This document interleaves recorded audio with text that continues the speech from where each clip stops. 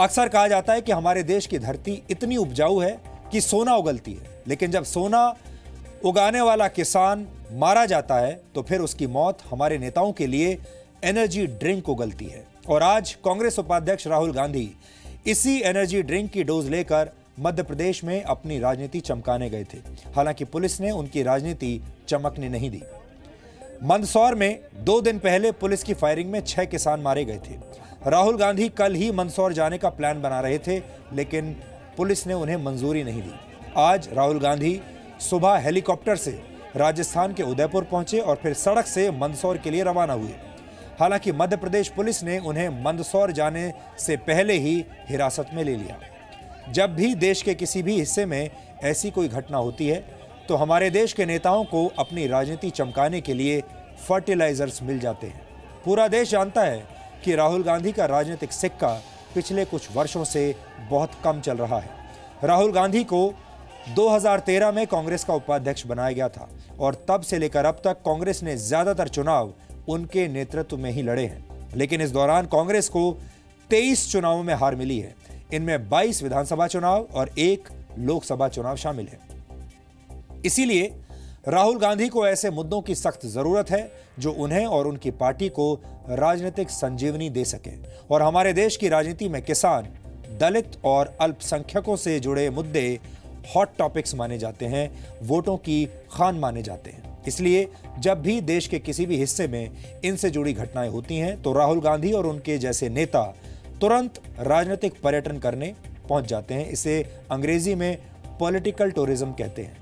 ऐसे मुद्दों पर राहुल गांधी की खास और पैनी नजर रहती है। वर्ष 2015 में जब उत्तर प्रदेश के दादरी में अखलाक नामक एक व्यक्ति की हत्या हुई थी तो राहुल गांधी वहां पर भी पहुंचे थे। तब भी खूब राजनीतिक रोटियां सेकी गई थी और तब विडंबना ये थी कि उत्तर प्रदेश में उसी समाजवादी पार्टी की सरकार थी जिसके साथ मिलकर राहुल गांधी ने बाद में उत्तर प्रदेश में चुनाव लड़ा और हारा। इसी तरह जनवरी 2016 में जब हैदराबाद में एक छात्र रोहित वेमुला ने आत्महत्या की तो राहुल गांधी हैदराबाद पहुंच गए। इसके बाद कई दिनों तक रोहित वेमुला की आत्महत्या भी राष्ट्रीय चर्चा का विषय बनी रही क्योंकि वो दलित थे।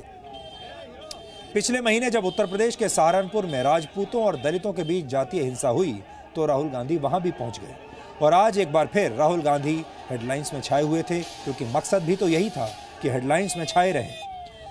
विडंबना यह है कि इन पॉलिटिकल गिमिक्स का राहुल गांधी को कोई सियासी फायदा नहीं मिलता। वो अपनी राजनीति चमकाने के लिए ऐसी जगहों पर पहुंच तो जाते हैं लेकिन फायदा नहीं उठा पाते। इसका मतलब यह है कि राहुल गांधी बिना मेहनत किए पुराना राजनीतिक विचार नई पैकेजिंग और नए नाम के साथ पेश कर देते हैं। राहुल गांधी के राजनीतिक विरोधी भी उन पर यह आरोप लगाते रहे हैं कि वो बिना तैयारी के बोलते हैं और कहीं भी पहुंच जाते हैं। कायदे से राहुल गांधी या हमारे देश के किसी भी नेता को हिंसा से प्रभावित किसी भी ऐसी जगह पर नहीं जाना चाहिए क्योंकि इससे आंदोलन करने वाले लोग और ज्यादा भड़कते हैं। राहुल गांधी को एक जिम्मेदार राजनेता की तरह व्यवहार करना चाहिए क्योंकि वो हमारे देश की सबसे पुरानी पार्टी के उपाध्यक्ष हैं और बहुत जल्द उन्हें अध्यक्ष बनाए जाने की बात भी चल रही है। इसलिए उन्हें अब अपनी राजनीति की दिशा और दशा बदलनी चाहिए। आज कुछ और पुराने प्रसंग भी याद आ रहे हैं। 2011 में ग्रेटर नोएडा के भट्टा परसोल गांव में राहुल गांधी किसानों की आवाज बनने के लिए पहुंचे थे। उस वक्त भट्टा परसोल में जमीन अधिग्रहण के खिलाफ राहुल गांधी किसानों का साथ देने के लिए पहुंचे थे। आज से करीब 6 वर्ष पहले राहुल गांधी की ये तस्वीरें बहुत हिट हुई थी। मीडिया ने लगातार नॉन-स्टॉप कवरेज दी थी उस समय, और मीडिया की मजबूरी तब ये भी थी कि उस समय यूपीए की सरकार थी और देश का बड़ा वर्ग, मीडिया का एक बड़ा वर्ग यूपीए सरकार के दबाव में आकर राहुल गांधी को नॉन स्टॉप कवरेज दिया करता था। और आपको याद होगा, अगर आप उस वक्त टीवी देखते होंगे, 2013 में राहुल गांधी जब भट्टा परसौल गए थे तो 2 दिनों तक मीडिया ने लगातार राहुल गांधी को ही दिखाया था। राहुल गांधी के अलावा इस देश में कोई और खबर चली नहीं थी। तब राहुल गांधी बाइक पर बैठकर भट्टा परसौल गए थे। हर न्यूज़ चैनल पर सिर्फ यही तस्वीर चलती थी, हर अखबार में सिर्फ यही तस्वीर छपती थी। ये बात और है कि 2011 में राहुल गांधी जिस कांग्रेसी नेता की बाइक पर बैठकर गए वो आज बीजेपी के विधायक हैं। इनका नाम है धीरेन्द्र सिंह, जो बाद में बीजेपी में शामिल हो गए और इस बार उत्तर प्रदेश के चुनावों में विधायक चुने गए। आज भी राहुल गांधी ने कुछ ऐसा ही करने की कोशिश की। आज राहुल गांधी ने पुलिस को चकमा देकर बाइक से मंदसौर पहुंचने की कोशिश की। हालांकि पुलिस ने उन्हें पहले ही हिरासत में ले लिया। आज राहुल गांधी की बाइक उन्हीं की पार्टी के एक विधायक जीतू पटवारी चला रहे थे। ये वही जीतू पटवारी हैं जिन पर किसानों के आंदोलन को भड़काने का आरोप है। अब कांग्रेस पर यह सवाल उठ रहे हैं कि क्या राजनीतिक महत्वाकांक्षा की वजह से किसानों की बलि चढ़ाई गई।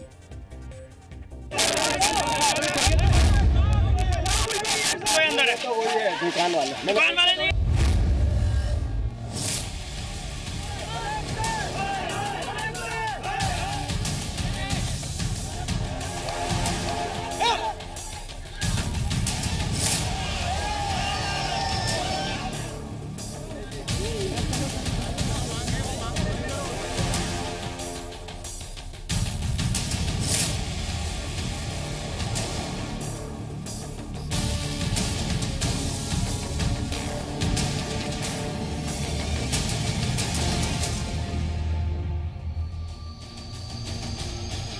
मध्य प्रदेश में किसानों के आंदोलन पर दिखावे की सियासी फसल काटने वाले नेताओं का पर्दाफाश हो चुका है।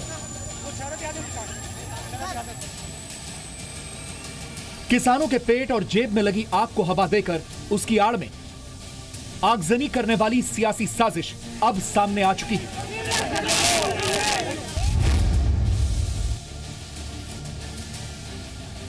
किसानों के आड़ में पत्थरबाजी और आगजनी की शर्मनाक घटनाओं का सच सबके सामने आ गया है।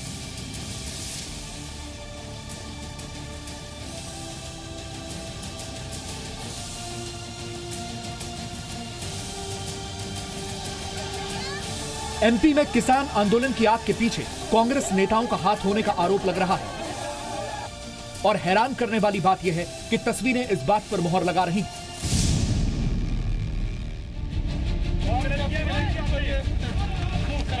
देखिए किसान आंदोलन में आग लगाने वाले कांग्रेस नेताओं का सच।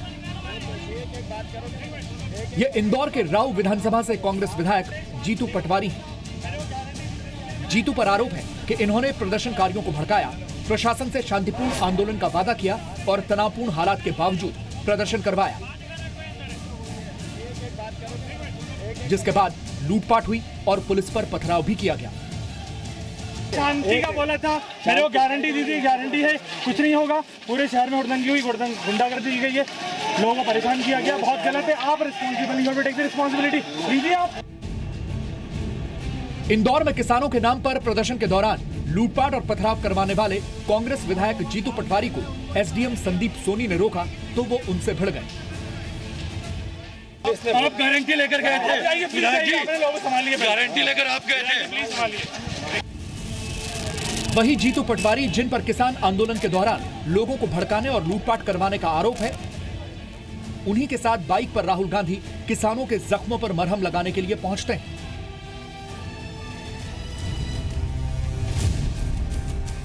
आपकी स्क्रीन पर इन दो तस्वीरों में कांग्रेस नेताओं के दो चेहरे नजर आएंगे।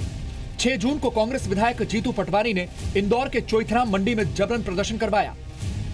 एसडीएम संदीप सोनी ने जीतू पर प्रदर्शन में शामिल भीड़ को भड़काने का आरोप लगाया और 8 जून को राहुल गांधी उसी विधायक के साथ किसानों से मिलने के लिए पहुंचे थे। विधायक जी जीतू पटवारी जी वहां पर पहुंचे थे और मेरे द्वारा और पुलिस के साथ में भी हमने उनसे बात की और बहुत ही क्लियर कहा गया था हमारे द्वारा कि चूंकि 144 में अनुमति नहीं ली गई है और इतने बड़े 1,500 2,000 के लोगों के मॉब को कंट्रोल नहीं किया सकता। यदि यहाँ से आप जिला कार्यालय तक जाएंगे तो सभी जगह लॉ एंड ऑर्डर मेंटेन नहीं रह पाएगा और कानून व्यवस्था की उत्पन्न हो सकती है। तो बहुत ही क्लियरली डिनाई किया गया था कि यहाँ पर ये आगे इसको नहीं जाने दिया जाएगा। 6 जून को कांग्रेस विधायक जीतू पटवारी के साथ आई भीड़ पुलिस पर पथराव करती है और 8 जून को उसी विधायक की बाइक पर बिना हेलमेट के राहुल गांधी पहुंचते हैं। मंदसौर जाने की इच्छा जताते हैं ताकि किसानों के नाम पर सियासत कर सकें।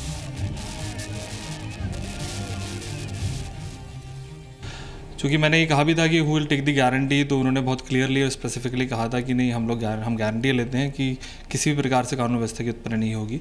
उसके पश्चात भी हम लोगों ने उनको मना कर दिया था कि इसके आगे हम नहीं जाने देंगे, लेकिन वो फिर उसके बाद अचानक से पूरी मॉब और सभी लोग, विधायक जी भी सभी लोग पूरे पुलिस के जो घेरा था उसको तोड़ते हुए आगे गए और रास्ते भर फिर पूरी एक पब्लिक ऑर्डर डिस्टर्ब होता गया, फिर धीरे धीरे पत्थर भी आने लगे। तो ऐसी स्थिति में चूँकि पथराव हो गया, मतलब वो शांतिपूर्वक आंदोलन तो बचा नहीं, वो तो एक उग्र आंदोलन हो गया था। हो सकता है उसमें बहुत सारे एंटी सोशल एलिमेंट भी आ चुके हों। तो फिर हम लोगों ने निर्णय लिया कि नु खदेड़ा जाए, और फिर हम लोगों ने नु खदेड़ा। 6 जून को एसडीएम संदीप सोनी के बार बार मना करने के बावजूद कांग्रेस विधायक जीतू पटवारी प्रदर्शन करवाते हैं। उनकी अगुवाई में आई भीड़ लूटपाट करती है और 8 जून को राहुल गांधी को वही विधायक किसानों का दर्द बताने के लिए बाइक पर लेकर नीमच तक पहुंचता है। लोग 5-5, 6-6 आपने गोलियों से मार दिए, उसके लिए आप दोषी नहीं हो।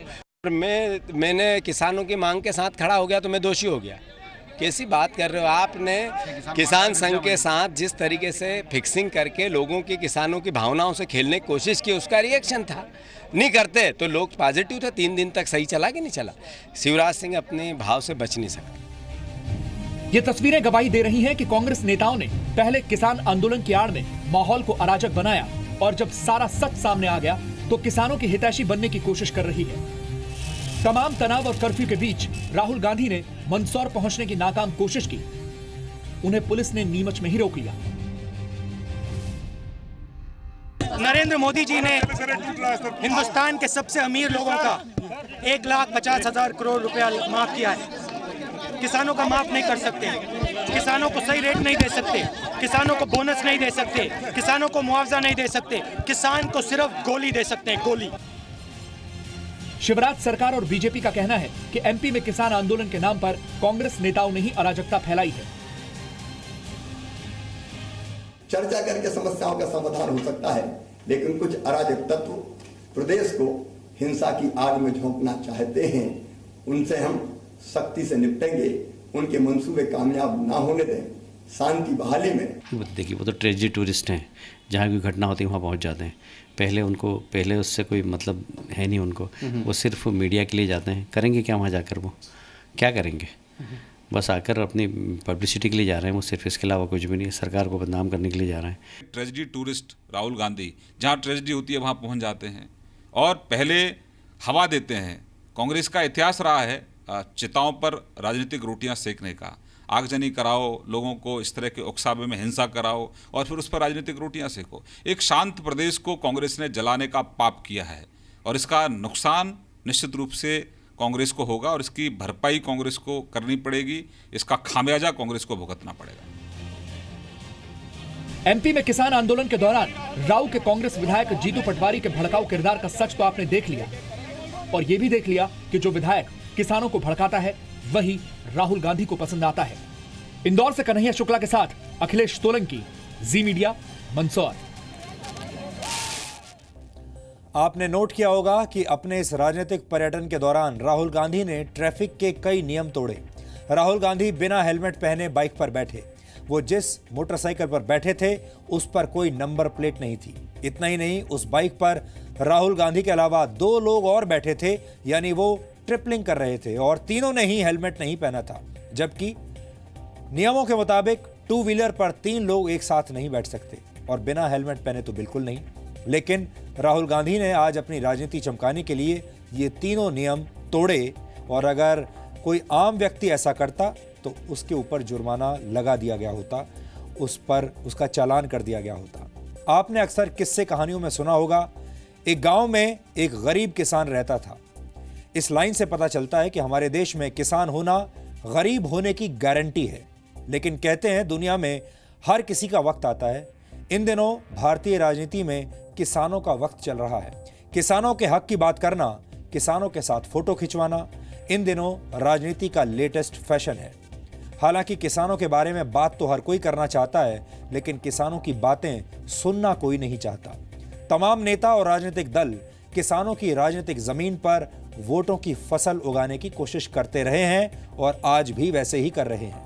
हमें खुशी होती अगर राहुल गांधी किसानों की हालत सुधारने के लिए कोई प्लान लेकर देश के सामने आते। राहुल गांधी पिछले 3 बार से लोकसभा के सांसद हैं। कांग्रेस उन्हें भविष्य का प्रधानमंत्री बताती है। ऐसे में उनसे उम्मीद की जाती है कि किसानों की स्थिति सुधारने का कोई ठोस रोड मैप वो तैयार करें। सरकार उनकी पार्टी की नहीं है तो क्या हुआ? अगर उनके पास कोई अच्छी योजना है तो वो सरकार को सुझाव तो दे ही सकते हैं। हालांकि उनसे ये भी पूछा जाना चाहिए कि जब हमारे देश में 70 वर्षों में से करीब 55 वर्ष तक कांग्रेस ने राज किया, कांग्रेस ने सरकारें चलाई, तो फिर किसानों की हालत आज भी इतनी बदतर क्यों है? ये सवाल पूछा जाना चाहिए। हमारे देश में अगर बाकी सेक्टर्स की बात करें, सब लोगों ने पैसा बनाया, सब लोग अमीर बन गए। बिल्डर्स अमीर बन गए, आईटी सेक्टर से जुड़े लोग अमीर बन गए, व्यापारी अमीर बन गए, बिचौलिए अमीर बन गए, कमीशन एजेंट्स अमीर बन गए। इन किसानों से जो इनकी पैदावार खरीदने वाले लोग और बाज़ारों में बेचने वाले लोग, वो अमीर बन गए। बड़ी बड़ी कंपनियां जो इन किसानों से इनका सामान खरीदकर खाने पीने का सामान बनाती हैं, उन्होंने अपनी जेबें भर ली। लेकिन ये किसान वैसे कि वैसे ही हैं, ये किसान उतने ही गरीब हैं। इसका मतलब क्या हुआ? इसका मतलब ये हुआ कि हमारे देश में बाकी दूसरे तमाम वर्ग तरक्की कर रहे हैं, अमीर होते जा रहे हैं, लेकिन किसान वैसे कि वैसे ही हैं। किसान अमीर क्यों नहीं बन रहे? किसान उतने ही गरीब कैसे हैं? इसका मतलब हमारे सिस्टम में कुछ ना कुछ गड़बड़ जरूर है। और ये उस देश की बात हम कर रहे हैं जहां पर बड़े बड़े किसान नेता हुए हैं, जहां पर ऐसे किसान नेता हुए हैं जो कि प्रधानमंत्री पद तक, उप प्रधानमंत्री पद तक पहुंचे हैं। लाल बहादुर शास्त्री का नाम ले लीजिए, आप चौधरी चरण सिंह का नाम ले लीजिए, आप चौधरी देवीलाल का नाम ले लीजिए, आप HD देवेगौड़ा का नाम ले लीजिए। ये तमाम वो लोग हैं जिन्होंने किसानों की राजनीति की है। लेकिन तब भी 70 साल में भी हमारे देश में किसानों की हालत सबसे खराब है। यानी कहीं ना कहीं कोई ना कोई चूक जरूर हुई है। आज आप सब लोग अपने दिमाग पर जोर डालिएगा और सोचिएगा कि जब हमारे देश में 70 साल से किसानों की राजनीति हुई, किसानों के नेता शीर्ष तक पहुंचे, किसानों को एक बड़ा वोट बैंक माना गया, उसके बाद भी किसानों का उत्थान हुआ क्यों नहीं?